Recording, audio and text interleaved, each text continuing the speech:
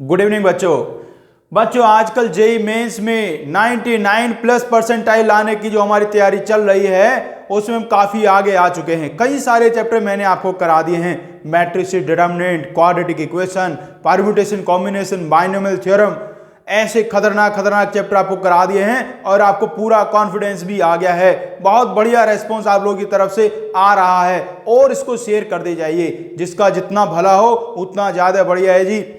आज हम एक और बेहतरीन चैप्टर लेके आ गए हैं बच्चों, जिसका क्वेश्चन आप बिल्कुल छोड़ के आने वाले नहीं हैं और उस चैप्टर का नाम है प्रोबेबिलिटी। बड़ा ही छोटा सा और आसान सा चैप्टर है। थोड़ी थोड़ी इसमें बेसिक चीजें वो आपको मैं बताऊंगा और उसके बाद बेहतरीन क्वेश्चन हम करने वाले हैं। आइए तो शुरू करते हैं कहानी बच्चों। प्रोबेबिलिटी में जो सबसे पहला वर्ड हमें सीखना होता है वो है बच्चों सैंपल स्पेस। बहुत ज्यादा डिटेल में थ्योरी में आपको नहीं करा रहा हूं बच्चों, क्योंकि ये उतना टाइम नहीं है। अब जितना टाइम है उसमें जितने कम से कम चीजें आपको टू द पॉइंट बातें आपको सिखाई जाएं उतना ही फायदेमंद है। यदि मैं आपको हर रोज 4-4 घंटे की लेक्चर देता रहूं तो आपके पास टाइम ही नहीं बचेगा कुछ करने के लिए ना। इसलिए चीजों को बिल्कुल समराइज करके आपको सिखाया जा रहा है।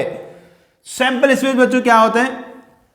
जब कोई भी आप एक्सपेरिमेंट करते हैं उसके जो टोटल पॉसिबल आउटकम्स होते हैं उनको कहते हैं सैंपल स्पेस। जैसे आपने कॉइन को टॉस किया, हेड और टेल, ये सैंपल स्पेस है। डाइस को थ्रो किया, 1 2 3 4 5 6, ये आपका सैंपल स्पेस है। ये बहुत अच्छे से आप जानते होंगे भी। सैंपल स्पेस को नॉर्मली हम लोग एस से डिनोट करते हैं।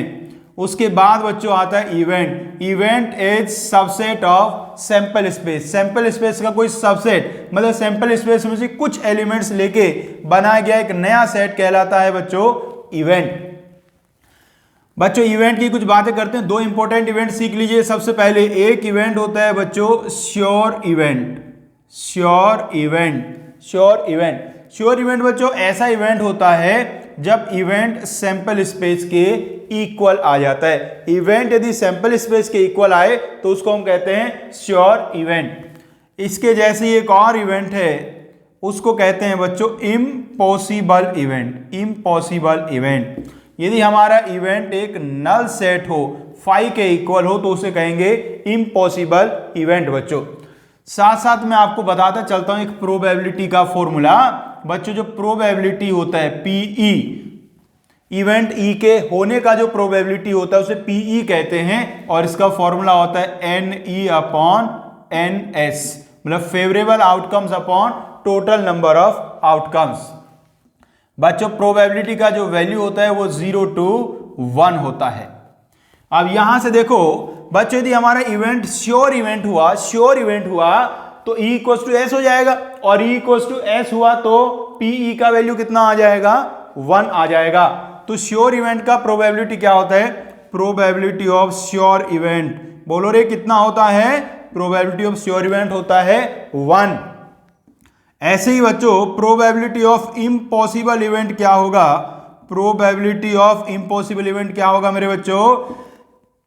इम्पॉसिबल इवेंट में जो इवेंट है वो 5 के इक्वल होगा और 5 मतलब नल सेट, तो उसमें कितने एलिमेंट है? 0 एलिमेंट्स हैं, तो NE का वैल्यू 0 हो जाएगा। और मेरे बच्चों NE यदि 0 हो गया तो PE का वैल्यू भी कितना आ जाएगा? 0 आ जाएगा। तो इम्पॉसिबल इवेंट का प्रोबेबिलिटी क्या होगा बच्चों? 0 होगा। तो क्या सीख लिया? श्योर इवेंट का प्रोबेबिलिटी 1, मतलब ऐसा इवेंट जो पक्का होना ही होना है उसको कहते हैं श्योर इवेंट, उसके होने का प्रोबेबिलिटी 1। इम्पॉसिबल इवेंट जो होना पॉसिबल ही नहीं, जो होगा ही नहीं, उसका प्रोबेबिलिटी क्या होगा? 0।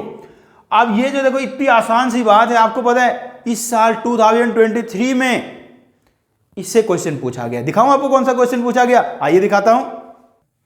ये देखिएगा बच्चों, जो क्वेश्चन है ये 2023 में पूछा गया। बहुत ही आसान क्वेश्चन है भाई। देखो क्या कहा, S be the sample space and A is subset of S be an event.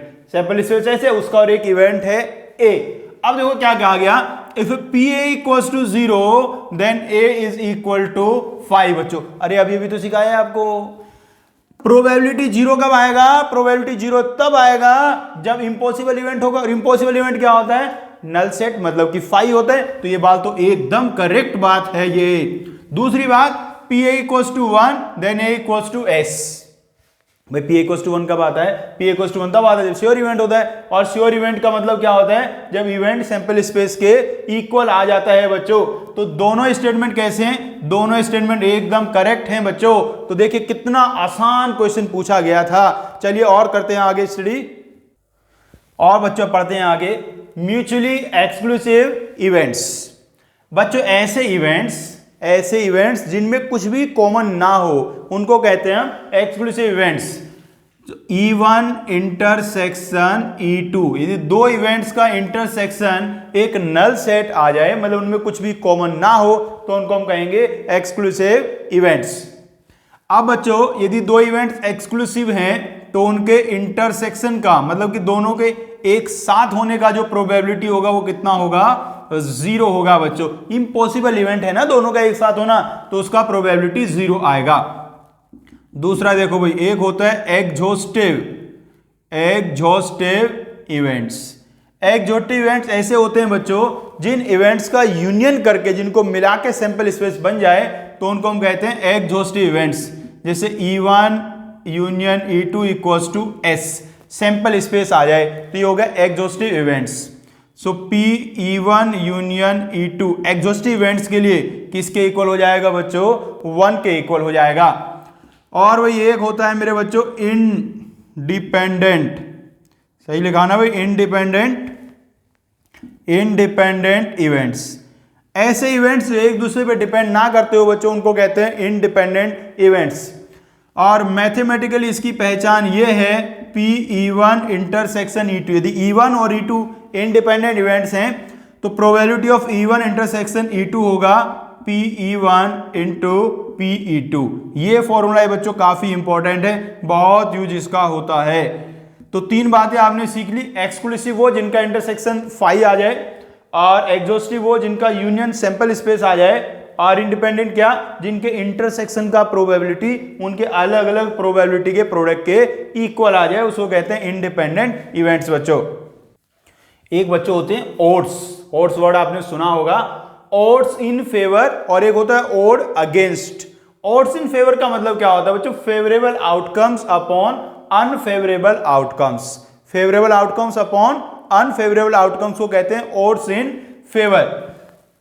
और दूसरा होता है बच्चों ओड अगेंस्ट। ओड अगेंस्ट में क्या होगा? अनफेवरेबल आउटकम्स आ जाएंगे बच्चों ऊपर, और फेवरेबल आउटकम्स आ जाएंगे नीचे। फेवरेबल आउटकम्स आ जाएंगे बच्चों नीचे। तो क्या समझे आप? ओड्स इन फेवर क्या होगा? Favourable outcomes upon unfavourable outcomes. और ओड अगेंस्ट क्या होगा? Unfavourable outcomes upon favourable outcomes. ऐसे समझिए इसको, जैसे मान लीजिए कि दो टीम है, मान लीजिए दो टीम्स हैं A एंड B, दो टीम्स हैं A एंड B, और इनके बीच में मान लीजिए 10 मैचेज हुए। इनके बीच में 10 मैचेज हुए। A ने कितने जीते भाई? A ने मान लीजिए जीते हैं 7, और B ने कितने जीते हैं? अब B ने जीते हैं बच्चों 3। A ने 7 और B ने जीते हैं 3। तो यदि A के लिए पूछा जाए, A के लिए ऑड्स इन फेवर क्या होंगे, तो हम क्या कहेंगे? 7/3, क्योंकि 7 इसके फेवर में और 3 इसके अगेंस्ट है। अरे जब B जीत रहा था, A तो हार रहा था ना, तो 7/3 बच्चों। और B के लिए यदि पूछा जाता यही वाली बात, B के ऑड्स इन फेवर क्या होंगे, तो होता 3/7। और A के लिए पूछा जाता ऑड अगेंस्ट क्या होंगे, तो बोलते 3/7। बात क्लियर हुई भी? तो ऑड्स इन फेवर का मतलब favourable outcomes upon unfavourable outcomes, odd against का मतलब unfavourable outcomes upon favourable outcomes. अब ऐसे देखिए, मान लीजिए कोई इवेंट है हमारा E, favourable out event E है, और ऑड्स इन फेवर मान लीजिए उसके क्या गिवन है आपको? A/B गिवन है। ऑड्स इन फेवर क्या गिवन है? A/B। तो ऑड अगेंस्ट क्या होंगे? ऑड अगेंस्ट हो जाएंगे B/A बच्चों। और यदि इस केस में मुझे प्रोबेबिलिटी निकालना हो, प्रोबेबिलिटी का क्या फॉर्मूला होता है? Favourable outcomes upon total number of outcomes. और मेरे बच्चों टोटल नंबर ऑफ आउटकम्स ऐसे निकलेंगे जब आप फेवरेबल और अनफेवरेबल दोनों को ऐड कर देंगे, तो टोटल आउटकम्स हो गए A+B। और फेवरेबल आउटकम्स कितने हो गए? फेवरेबल आउटकम्स हो गए बच्चों A। तो इवेंट E के होने का प्रोबेबिलिटी A/A+B आ गया है। और मेरे बच्चों इवेंट E के ना होने का प्रोबेबिलिटी, बार या डैश का मतलब होता है उसके ना होने का प्रोबेबिलिटी, वो क्या बन जाएगा b/a+b बच्चों। एक और फॉर्मूला भी जो बहुत जरूरी काम आने वाले हैं, सेट्स आप लोगों ने थोड़ा थोड़ा आता होगा, तो सेट्स के कुछ फॉर्मूले होते हैं जो प्रोबेबिलिटी में बहुत काम आते हैं। वेन डायग्राम बना के भी आप क्वेश्चंस कर सकते हैं, या तो डायरेक्ट फॉर्मूले याद कर लिए जाए। मैं 2-3 फॉर्मूले आपको बता देता हूं बच्चों, उन्हें जरूर याद रखिएगा, बहुत काम आने वाले हैं भाई। फॉर्मूला देखो जी, सबसे ज्यादा जाना जाने वाला फॉर्मूला यही है, PA union B। PA union B ये होता है बच्चों PA + PB - PA intersection B बच्चों। एक फॉर्मूला होगा बच्चों PA इंटरसेक्शन B'। इसको थोड़ा वेन डायग्राम से आपको याद भी दिला दूं बच्चों, जैसे ये हमारा एक इवेंट A है, ये दूसरा इवेंट B है, ये हमारा पूरा सैंपल स्पेस है, ये A है बच्चों, ये वाला B है। तो ये वाला जो पार्ट होता है हमारा, ये वाला, ये A इंटरसेक्शन B होता है, ये पूरा हमारा A और B दोनों को मिला के A यूनियन B होता है, और ये वाला जो सर्कल है ये A है, और वो वाला सर्कल है वो B है। अब बच्चों A इंटरसेक्शन B' का मतलब क्या होता है, वो वाले जो A में है और B में नहीं है, तो ये वाला जो पार्ट होता है ये A इंटरसेक्शन B' होता है। ऐसे ये वाला जो पार्ट है ये B इंटरसेक्शन A' बच्चों होता है, और जो बाहर वाला पार्ट है ये होता है A' इंटरसेक्शन B' बच्चों। ये पूरी कहानी है। अब मेरे बच्चों यदि मुझे PA इंटरसेक्शन B' बताना है तो मैं क्या करूंगा, जो कंप्लीट A है उसमें से A इंटरसेक्शन B माइनस कर दूंगा, तो इसका फॉर्मूला होता है PA - PA इंटरसेक्शन B। और मेरे बच्चों यदि मुझे B इंटरसेक्शन A' लिखना है तो क्या हो जाएगा, PB - PA इंटरसेक्शन B हो जाएगा बच्चों। और देखिएगा यदि मुझे लिखना है A' intersection B', A' intersection B', ये वाला, तो ये क्या होगा 1 - PA यूनियन B होगा। टोटल प्रोबेबिलिटी 1 होता है, तो टोटल का तो 1 होता है, और ये वाला जो है ये A यूनियन B है, ये बच्चों होंगे। बस ये कुछ बेसिक से फॉर्मूले जो आपको याद रखने हैं बच्चों। और कुछ एक बात आपको बता देता हूं बच्चों, जो A इंटरसेक्शन B है, कई बार ना क्वेश्चन में समझ नहीं आता बच्चों को निकालना क्या है, तो उसके लिए मैं बता रहा हूं, A इंटरसेक्शन B जब आपको निकालना होगा तो ऐसे गिवन होगा बोथ A एंड B। यदि कहीं ऐसा लिखा मिले ना बोथ A एंड B, तो समझ लेना आपको इंटरसेक्शन निकालना है। और A यूनियन B का कैसे पता चलेगा भाई, उसमें ऐसा लिखा जाएगा एटलीस्ट वन A और B, ऐसा कहीं लिखा मिले तो समझ लेना यूनियन निकालना है। A इंटरसेक्शन B' कैसे निकलेगा, जहां लिखा होगा A but not B, A but not B ऐसा लिखा हो तो A इंटरसेक्शन B' निकाल देना, और A' का मतलब होता है नॉट A। और एक ये वाला जो है, वैसे तो आप समझ गए हैं, A' इंटरसेक्शन B' निकालना, ये कैसे समझेंगे आप, जब लिखा हो आपके पास निदर A nor B, निदर A nor B, ना A हो और ना B हो, जब ऐसा लिखा हो तो आप क्या निकालेंगे, A' इंटरसेक्शन B' बच्चों निकालेंगे। तो ये कुछ बेसिक फॉर्मूले हैं जो सेट्स के यहां यूज हो सकते हैं बच्चों प्रोबेबिलिटी में। आइए बच्चों कुछ क्वेश्चन डिस्कस करते हैं भाई।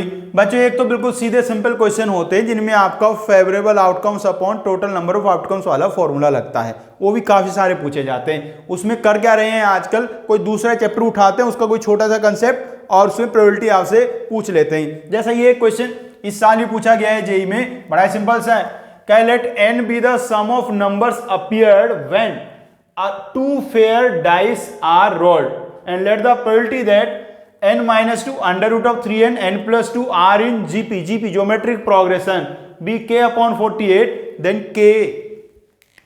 तो बच्चों इसमें क्या करना है मेरे बच्चों, सबसे पहले मुझे ना n का वैल्यू फाइंड करना पड़ेगा। क्वेश्चन बहुत ही सिंपल वाला है, यहां से मैं n का वैल्यू फाइंड कर लूंगा और फिर वो सम आने का प्रोबेबिलिटी निकाल दूंगा।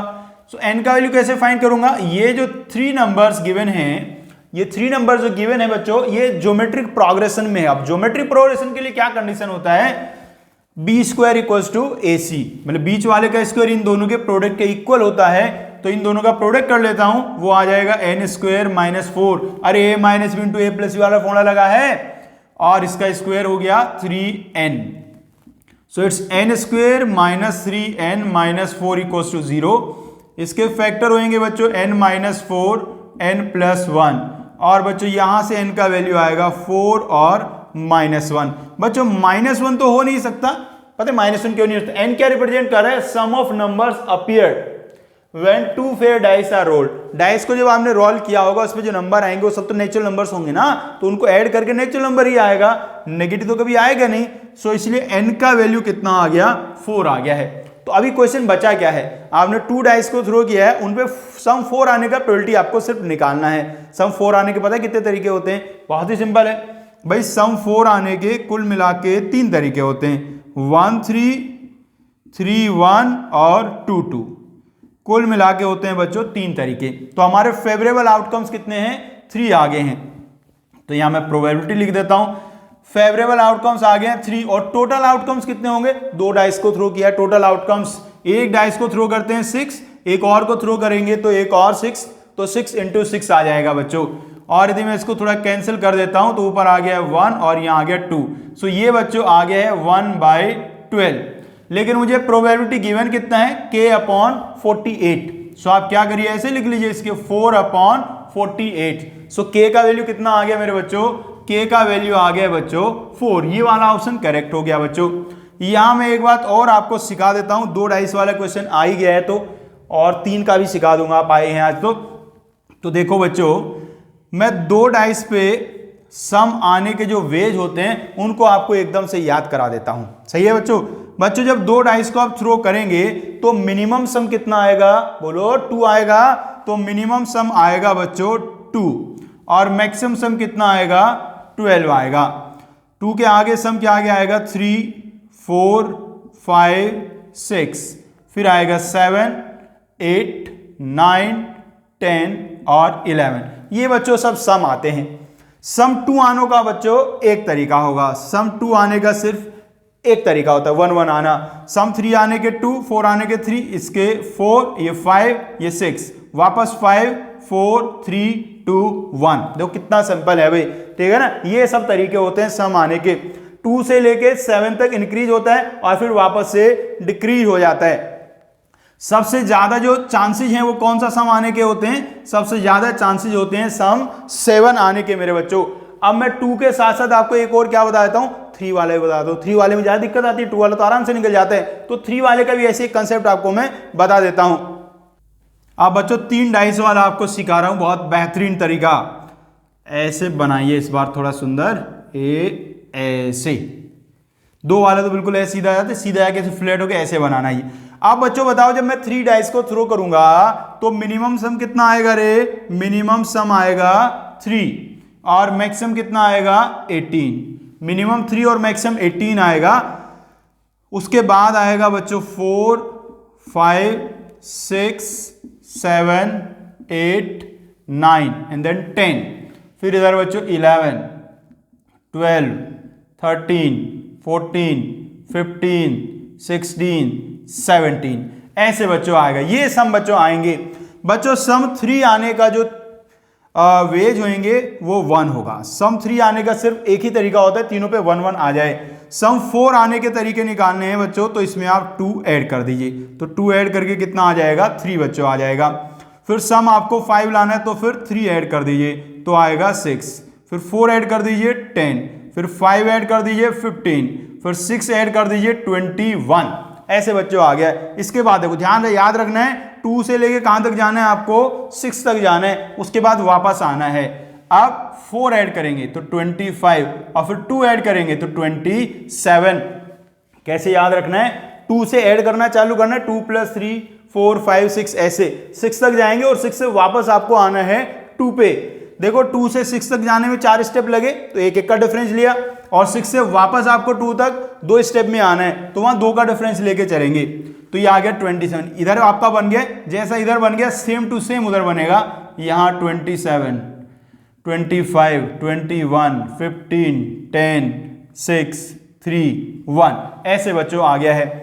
तो सम 3 आने का 1 वे, 4 आने के 3, 5 आने के 6, 6 आने के 10, 7 के 15, 8 के 21, 9 के 25 और 10 के 27 बच्चों। 11 के बाद फिर इधर से बच्चों कम हो जाएंगे। सम 10 और सम 11 आने दोनों के चांसेस इक्वल होते हैं और वही हाईएस्ट होते हैं बच्चों सम में 27। नेक्स्ट क्वेश्चन देखते हैं बच्चों 2023 का एक आसान सा क्वेश्चन है बच्चों, ये बेसिक वाले क्वेश्चन अभी करा रहा हूं जिनमें हल्का फुल्का परम्यूटेशन कॉम्बिनेशन लग जाएगा, बस क्वेश्चन हो जाया करेंगे। If an unbiased die marked with -2 1 0 1 2 3 ऐसे नंबर्स पर डाई पे लिखे हैं, on its faces is thrown 5 times throw किया है, then the probability that the product of the outcomes is positive. भाई 5 बार आपने थ्रो किया, 5 बार थ्रो करके 5 अलग अलग नंबर आए होंगे या सेम भी आ सकते हैं, 5 नंबर जो आए होंगे उन पांचों का प्रोडक्ट आपको कैसा चाहिए, पॉजिटिव चाहिए। इस कहानी में देखो 3 पॉजिटिव नंबर हैं और 2 नेगेटिव नंबर है और एक 0 है, तो बच्चों पॉजिटिव आने का प्रोबेबिलिटी क्या होगा, प्रोबेबिलिटी पॉजिटिव नंबर आने का, भाई टोटल 6 है और पॉजिटिव में 3 है तो होगा 3/6 मीन्स 1/2। और मेरे बच्चों नेगेटिव नंबर आने का प्रोबेबिलिटी होगा 2/6 मीन्स 1/3, ऐसा बच्चों होगा। अब बच्चों 5 नंबर्स का प्रोडक्ट पॉजिटिव कैसे कैसे आ सकता है, इसमें फर्स्ट केस ये बन सकता है कि पांचों के पांचों नंबर कैसे आ जाएं, पांचों के पांचों पॉजिटिव ही आ जाएं, पांचों पॉजिटिव आ जाएं तो प्रोडक्ट पॉजिटिव आएगा ही आएगा। अब 5 पॉजिटिव आने का प्रोबेबिलिटी क्या बनेगा, एक नंबर पॉजिटिव आता है तो उसका प्रोबेबिलिटी 1/2 और दूसरा पॉजिटिव आएगा फिर 1/2 फिर 1/2 फिर 1/2 और फिर 1/2। ये बच्चों इंडिपेंडेंट इवेंट्स हैं, जैसे आपने एक बार डाई को थ्रो किया उस पर एक नंबर आया, उसके बाद दोबारा थ्रो किया उस पर जो नंबर आया, ये दोनों इवेंट्स आपस में इंडिपेंडेंट है, क्योंकि जो पहली बार डाइस पे आया वो नेक्स्ट टाइम आएगा उस पर कोई इफेक्ट नहीं करने वाला है, इसलिए सबको क्या कर दिया, मल्टीप्लाई कर दिया है, तो ये 1/32 आ गया बच्चों। सेकंड केस क्या हो सकता है, 3 पॉजिटिव नंबर्स आ जाएं और 2 नेगेटिव नंबर्स आ जाएं, 3 पॉजिटिव और 2 नेगेटिव बच्चों।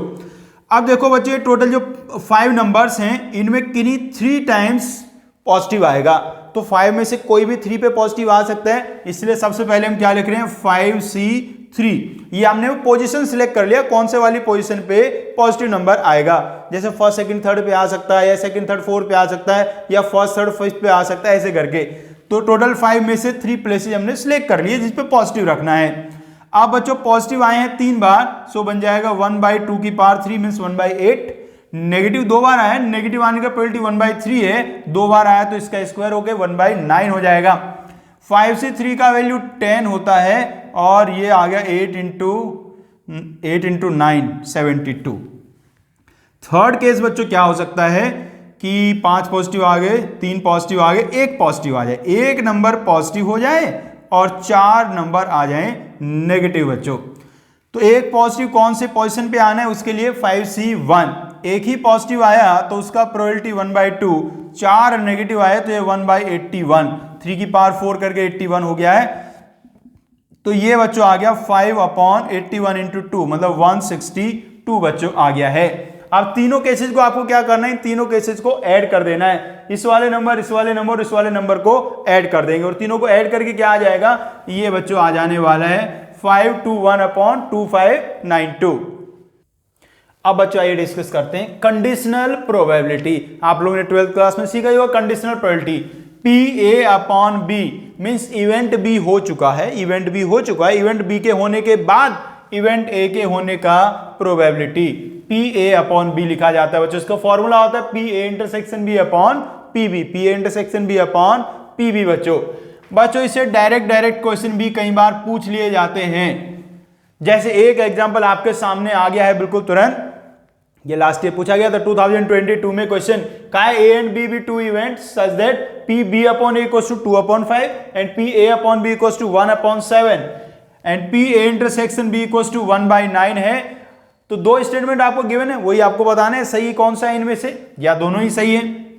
तो इसमें बच्चों सबसे पहली बात PB/A का वैल्यू 2/5 है, ये वाला जी, तो इसमें मैं फॉर्मूला यूज कर देता हूं यही वाला, तो ये बन जाएगा PA/PA इक्वल्स टू 2/5।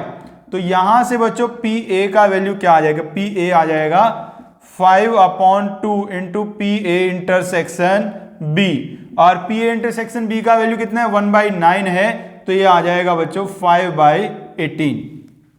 ऐसे सेकंड वाले में फॉर्मूला यूज करूंगा, वो बनेगा PA/B/2 PB और ये आपको गिवन है 1/7। सो यहाँ से PB का वैल्यू आ जाएगा 7 into P A intersection B और A इंटरसेक्शन B का वैल्यू 1/9 है, तो ये आ गया है 7/9 बच्चों। अब ये दो वैल्यू बच्चों आपको निकालने के दो तरीके होते हैं, या तो आप फॉर्मूले यूज करें या तो सबसे बेहतरीन तरीका है वेन डायग्राम बना लीजिए। वेन डायग्राम बहुत बेहतर है, तो वेन डायग्राम बना लेते हैं जी। ये एक इवेंट, ये दूसरा इवेंट और ये बना दिया पूरा सैंपल स्पेस। अब इसमें हम प्रोबेबिलिटी लिखना चालू करेंगे जी। ये A और ये B बच्चों। सबसे पहले कॉमन वाला देखो, कॉमन वाला कितना है 1/9 है। 1/9 को आप ऐसे लिखिए 2/18। सबका डिनोमिनेटर सेम रहेगा तो कैलकुलेशन आसान रहेगी। अब देखो जो इवेंट A है हमारा A, उसका प्रोबेबिलिटी है 5/18। ये पूरा 5/18 है बच्चों और यहाँ कितना आ गया है 2/18 आ गया है, तो इधर बचा कितना होगा, इधर बचेगा 3/18 बच्चों, 3/18। अब इस वाले में देखो ये पूरा B है मेरा, B का कितना है 7/9 है। 7/9 का मतलब 14/18। इसमें से यहाँ 2/18 इधर चला जाएगा तो ये बचेगा 12/18।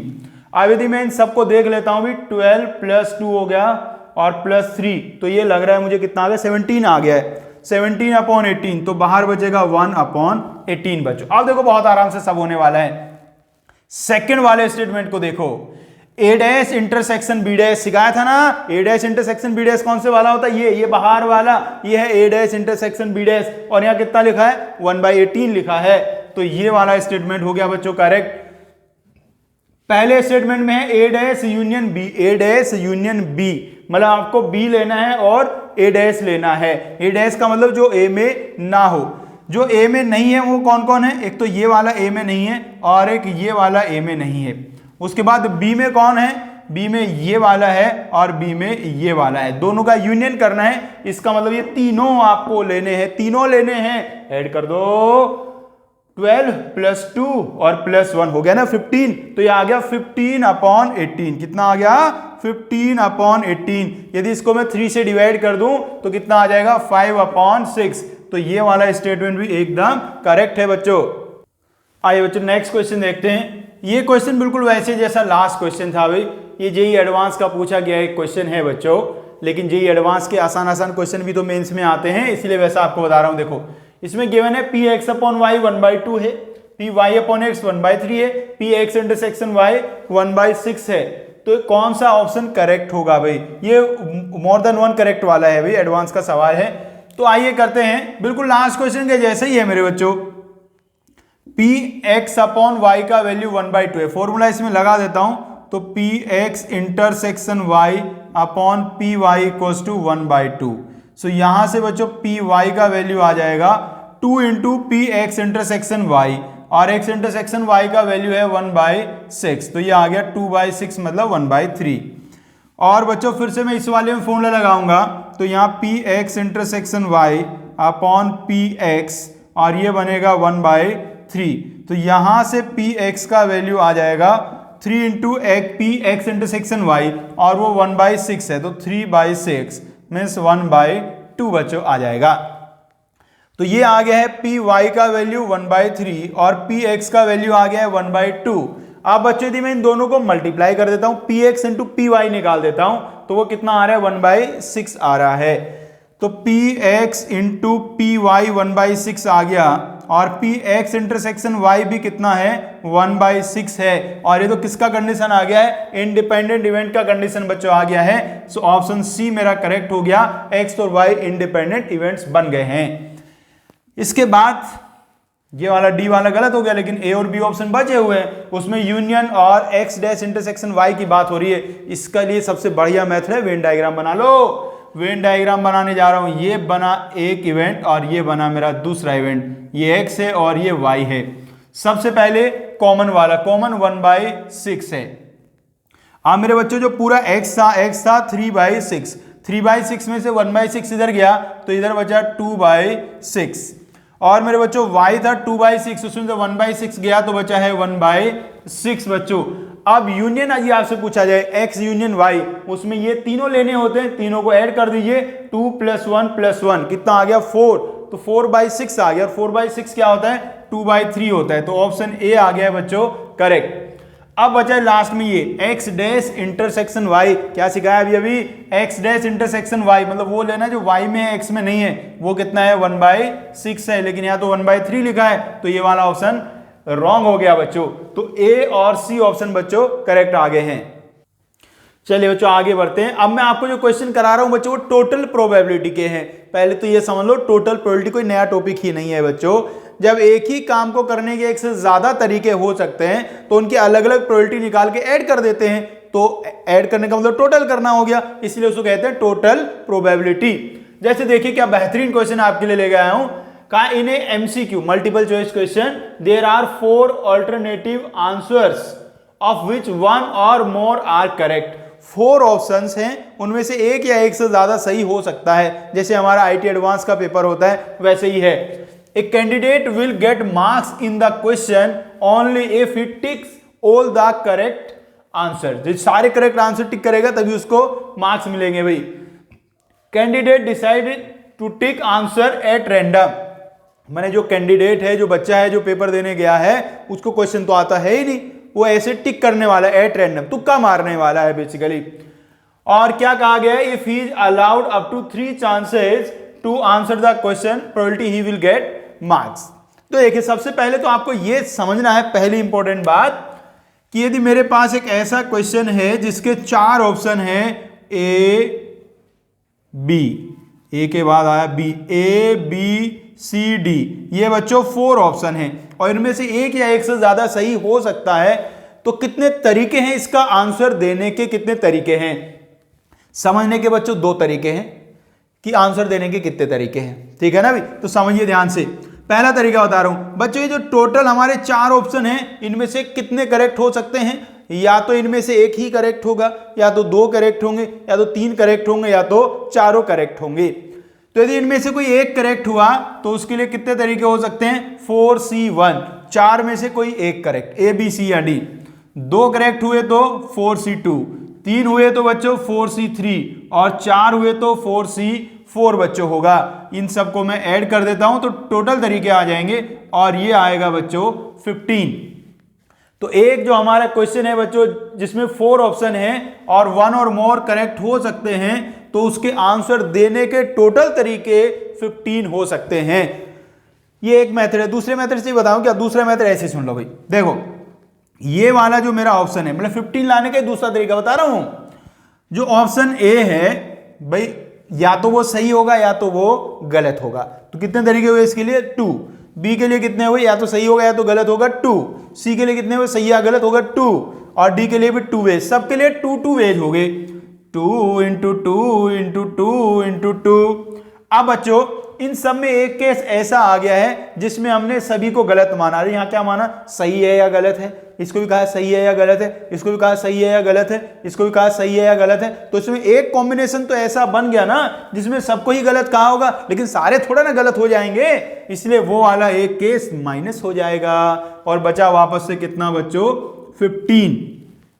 तो कुल मिला के फाइनली एक बात तो मुझे पता चल गई है कि इस वाले क्वेश्चन के आंसर देने के जो टोटल वेज हो सकते हैं वो कितने हो सकते हैं, 15 हो सकते हैं। और आपका आंसर सही हो जाए, आप तुक्का मारो और सही हो जाए, इसकी प्रोबेबिलिटी कितनी आ गई, 1/15 आ गई है, क्योंकि सही होने का तो एक ही तरीका है और टोटल तरीके कितने हैं, 15। तो बच्चों आंसर सही होने का जो प्रोबेबिलिटी है वो कितना आ गया, 1/15। अब आइए क्वेश्चन की तरफ बढ़ते हैं। क्या कहा गया है, बच्चे को 3 चांस मिलेंगे। 3 चांस मिलने का मतलब समझ दो ना, पहली बार बच्चा आंसर बोलेगा, यदि वो गलत हुआ तो उसे बताया जाएगा भाई ये गलत है, दोबारा बता आंसर क्या है, और फिर वो बताएगा। यदि फिर से गलत हुआ तो फिर से क्या कहेंगे, एक बार और बता दे कैसा है। सही बात है भी। तो इसमें क्या क्या केस बन सकते हैं, बच्चे को मार्क्स मिल जाएं, बच्चे को मार्क्स मिल जाएं, इस बात का प्रोबेबिलिटी निकाल रहे हैं। पहला केस तो क्या हो सकता है, वो पहली बार में ही, फर्स्ट टाइम में ही कैसा आंसर बोले, करेक्ट बोले। फर्स्ट की लिखने क्या होता है, ऐसी पहली बार में आंसर कैसा बोल दे, करेक्ट बोल दे, काम खत्म हो जाएगा, नंबर मिल जाएंगे। या तो क्या हो सकता है, वो पहली बार में सही आंसर ना बता पाए, गलत आंसर बताए, पहली बार में गलत बताए और दूसरी बार में सही बता दे। या तो क्या हो सकता है, वो पहली बार में गलत बताए, दूसरी बार में गलत बताए और तीसरी बार में सही बताए। बच्चों ऐसे केसेस आपके बन सकते हैं। बच्चों फर्स्ट टाइम में ही यदि वो सही आंसर देगा, इस बात का प्रोबेबिलिटी 1/15 है। दूसरा केस, यदि पहली बार में गलत आंसर दिया, बच्चों सही आंसर देने का प्रोबेबिलिटी 1/15 है, तो गलत देने का 14/15 होगा। वो आंसर गलत देगा तो 14/15। बच्चों सेकंड टाइम में वो सही आंसर देगा। आप सोच के बताना, सेकंड टाइम में सही देगा तो उसका क्या होगा। देखो कुल मिला के 15 तरीके थे। पहली बार उसने गलत आंसर दे दिया है तो उसे एक ऑप्शन, एक तो पता चलेगा कि ये वाला आंसर तो नहीं हो सकता। अब वो वापस तो नहीं बोलेगा सेम टू सेम आंसर ना, कुछ अलग बोलेगा उससे। तो आप जो टोटल तरीके बच गए हैं वो कितने बच गए हैं, 14। समझ में आया 14 क्यों बच गए। अरे एक तरीका वो बता चुका है। अरे सुनो, जैसे 4 ऑप्शन थे, उसने पहली बार में बोला ए सही है और उसको बता दिया नहीं ए सही नहीं है, तो वो दोबारा ए तो नहीं बोलेगा ना, कुछ और बोलेगा। इसलिए कह रहा हूं जो टोटल वेज थे उनमें से एक कम हो जाएगा। एक कम हो गया तो अब सही बोलने का प्रोबेबिलिटी 1/14 रह गया है। नेक्स्ट बढ़ो जी। पहली बार में गलत बोले 14/15, दूसरी बार में गलत बोले तो इस बार 13/14 और थर्ड टाइम वो सही बोल दे तो अब कितना बचेगा 1/13 बच्चों बनेगा। इसको आप सॉल्व कर लेंगे तो सॉल्व करके ये कितना आ गया बच्चों 1/5। तो 1/5 आ गया बच्चों आंसर। चलिए बच्चों आगे बढ़ते हैं। एक और इंपॉर्टेंट चीज वही सीखने चल चुके हैं हम लोग, और ये जो चीज है इसका नाम है बेज थ्योरम। बेज थ्योरम भाई कुछ बहुत खास अलग चीज इसमें भी नहीं होती, सिंपल सी बातें हैं भाई। प्रोबेबिलिटी का तो एक ही फॉर्मूला है, favourable outcomes upon total outcomes, बस उसी से हो जाता है। तो बेज थ्योरम में होता क्या है पहले इसको आप समझ लीजिए। इसको इनवर्स प्रोबेबिलिटी भी कहते हैं। इसमें क्या होता है, जो काम बाद में हुआ वो आपको गिवन होता है और जो काम पहले हो चुका है उसका प्रोबेबिलिटी आपको पूछा होता है, बस ये इसकी पहचान है। तो सबसे पहले आप क्या करें, जब भी क्वेश्चन आए आपको तो उसका एक ट्री डायग्राम आप बना लीजिए, तो उससे आपको पता चल जाएगा इसमें बेस थ्योरम लगना है या नहीं लगना है। देखो ये आया क्वेश्चन, यहां से कहानी चालू होती। देखिए क्या कहा, 2 बैग मेरे पास है, बैग में कुछ रेड व्हाइट और ब्लैक बॉल्स हैं, ऐसे दूसरा एक बैग है। आपको क्या कहा, बैग 1 से बैग 2 में एक बॉल ट्रांसफर की। 1 ball is transferred from bag first to bag second and then a ball is drawn from bag second. देखिए कहानी यहां से चालू हुई, कहानी यहां से स्टार्ट हुई। स्टार्टिंग में आपने क्या किया, जो बैग 1 है उससे एक बॉल ट्रांसफर करी। ये बैग 1 है मेरा, इससे जब आप बॉल ट्रांसफर करेंगे तो बॉल ट्रांसफर कौन सी हो सकती है। ट्रांसफर होने के कुल मिला के 3 तरीके हैं। या तो आपने रेड बॉल ट्रांसफर की होगी, या तो आपने ब्लैक बॉल ट्रांसफर की होगी, और या तो आपने व्हाइट बॉल ट्रांसफर की होगी भी। ये सारे केस मेरे बच्चों बन सकते हैं। उसके बाद ये जो सेकंड वाला बैग है उससे आपने बॉल निकाली, अब वो बॉल निकलेगी ब्लैक रेड या कुछ भी हो सकता है, लेकिन उसने क्या कहा, जो बॉल निकली है वो ब्लैक है, तो इससे ब्लैक निकल सकती है। या जब आपने ब्लैक ट्रांसफर की होगी तब ब्लैक निकल सकती है, या जब आपने व्हाइट ट्रांसफर की होगी तब आपकी ब्लैक निकल सकती है। इसमें आपको गिवन क्या है, देखो ये वाली चीज मुझे गिवन है, ये वाली चीज मुझे गिवन है, ये वाली चीज मुझे गिवन है। मुझे गिवन है कि जब सेकंड वाले बैग से बॉल निकाली तो वो ब्लैक बॉल निकली, और मुझे प्रोबेबिलिटी किस बात का निकालना है कि फर्स्ट बैग से जो बॉल ट्रांसफर की थी वो रेड बॉल थी। मुझे इस बात का प्रोबेबिलिटी फाइंड करना है। तो जब भी इस डायग्राम में नीचे वाली चीज आपको पता हो और ऊपर वाली का प्रोबेबिलिटी फाइंड करना हो तो लगेगा बेस थ्योरम। और बेस थ्योरम है कुछ नहीं भी है वही फेवरेबल अपॉन टोटल। अब देखिएगा ब्लैक बॉल निकलने के कुल मिला के कितने तरीके हैं, 3 तरीके हैं। या तो जब रेड बॉल ट्रांसफर की हो उसके बाद ब्लैक निकली हो, या तो ब्लैक ट्रांसफर करने के बाद ब्लैक निकली हो, या तो व्हाइट ट्रांसफर करने के बाद ब्लैक निकली हो। तो टोटल प्रोबेबिलिटी आपका क्या आ जाएगा वो यहां लिख लो। आपने रेड बॉल ट्रांसफर की हो और रेड बॉल ट्रांसफर करने के बाद सेकंड वाले बैग से निकली हो ब्लैक बॉल, कंडीशनल प्रोबेबिलिटी है, रेड बॉल निकल ट्रांसफर हो चुकी है उसके बाद ब्लैक निकालनी है। या तो क्या हो सकता है, ब्लैक बॉल ट्रांसफर की होगी और ब्लैक ट्रांसफर करने के बाद सेकंड बैग से ब्लैक निकली होगी, और या तो क्या हो सकता है, व्हाइट बॉल ट्रांसफर की होगी और उसके बाद ब्लैक बॉल निकली होगी। ये टोटल प्रोबेबिलिटी बच्चों आ गया है।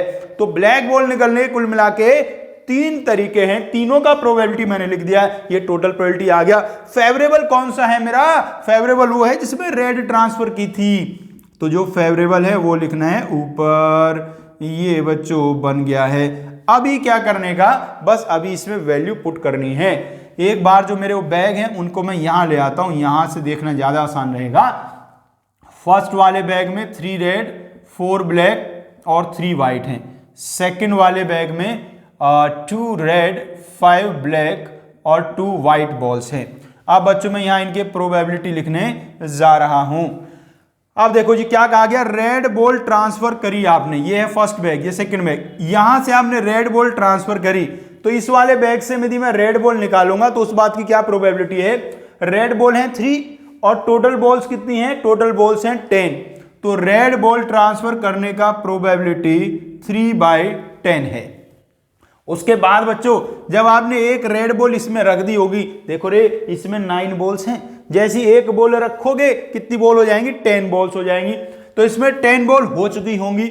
और बॉल रखी कौन सी आपने, रेड रखी होगी, तो रेड तो 3 होगी होंगी और ब्लैक कितनी रहेंगी, ब्लैक तो 5 ही रहेंगी। तो अब इसमें 10 बॉल्स हो चुकी हैं, अब उनमें से एक ब्लैक बॉल निकालनी है, तो उसका प्रोबेबिलिटी हो गया 5/10 बच्चों।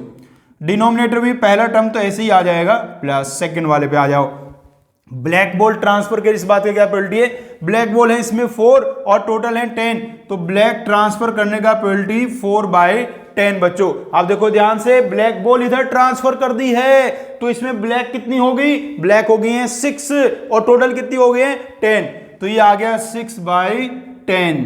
प्लस बच्चों व्हाइट बॉल ट्रांसफर करेंगे, व्हाइट इधर व्हाइट है 3, तो व्हाइट बॉल ट्रांसफर करने का प्रोबेबिलिटी 3/10, और व्हाइट ट्रांसफर करने के बाद ब्लैक तो अभी भी 5 रही होंगी, टोटल 10 हो गई होंगी, वो कितना है 5/10 बच्चों। ये बच्चों बन गया है। अब इसको हम कैलकुलेट कर लेंगे, सिंपल।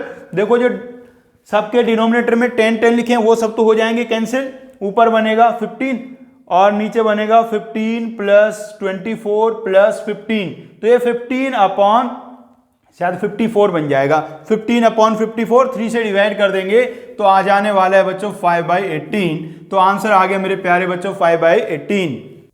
नेक्स्ट क्वेश्चन देखते हैं बच्चों। ये क्वेश्चन अभी लेटेस्ट पूछा गया है, 2023 जनवरी अटेम्प्ट में आया था बच्चों।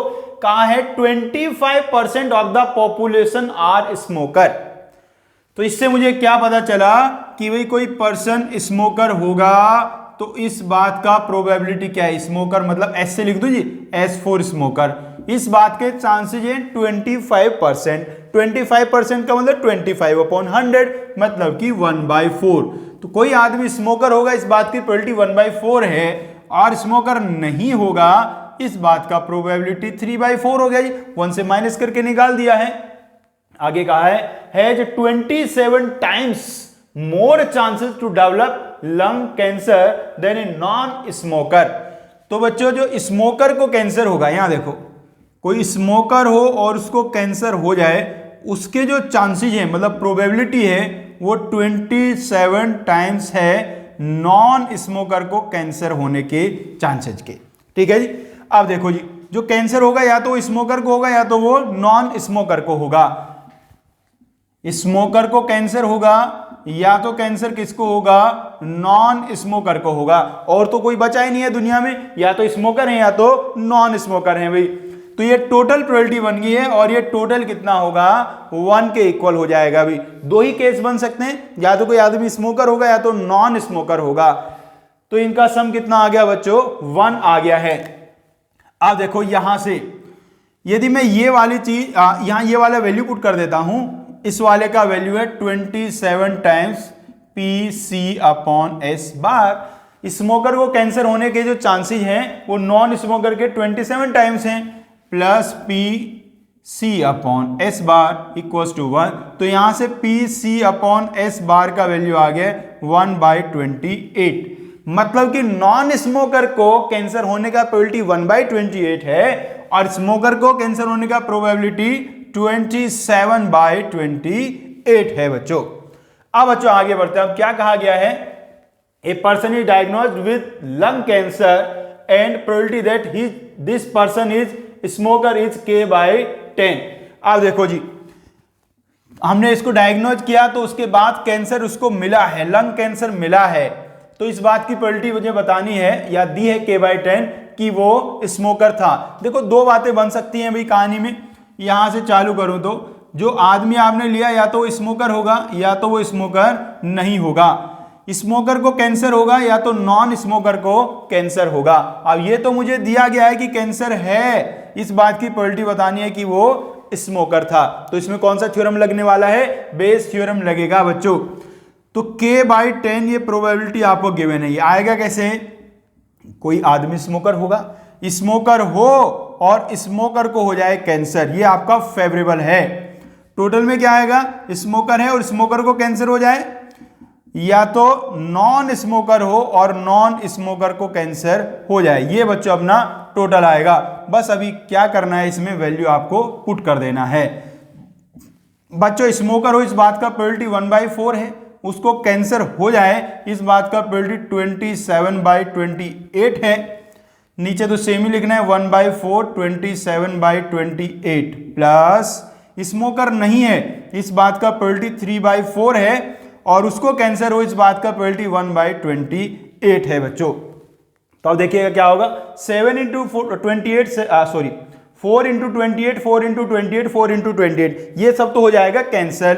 ऊपर कितना हो जाए 27, नीचे देखो 27 प्लस 3 बचेगा मतलब कि 30,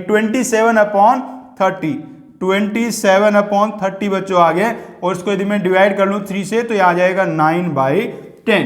तो प्रोबेबिलिटी कितना आ गया मेरे बच्चों, 9/10 आ गया है। स्मोकर कैंसर जिसको है वो स्मोकर हो इस बात का प्रोबेबिलिटी आ गया 9/10, और ये प्रोबेबिलिटी गिवन कितना था मुझे गिवन था ये प्रोबेबिलिटी k/10 और मेरा आया 9/10। सो k का वैल्यू कितना हो गया बच्चों, k का वैल्यू आ गया है मेरे प्यारे बच्चों 9।